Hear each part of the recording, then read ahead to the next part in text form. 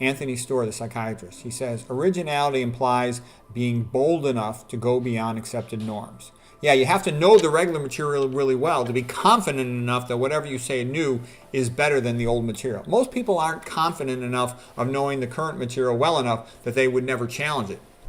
Because they're like, why bother with all that effort? I can tell you, like I said, my lady I knew when I had a discussion with her when I was a young doctor, she's like, why do you put so much effort into your presentations? You're such a typical man, always trying to be a big shot.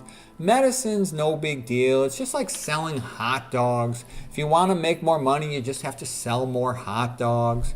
And I'm like, well, if you think that medicine is just selling hot dogs, then you don't have much motivation to try to understand it to the fullest. On the other hand, if you think it's a wonderful, special thing and it's your life's destiny and mission, then you want to understand it as much as possible.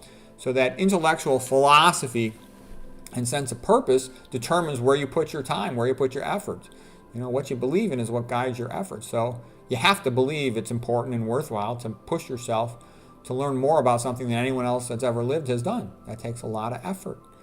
Okay, Anthony Storr continues. The motive force which impels a man or woman to embark on the hazardous, often unrewarding task of endeavoring to make coherence out of the external world or out of their own inner selves often originates from alienation and despair. Okay, well, that's a little bit funny, and there's some truth in that. If you look at the lives of geniuses, a lot of times they had a prolonged amount of time where they were very lonely, and they just found a way out of it by just constantly reading, studying, and thinking.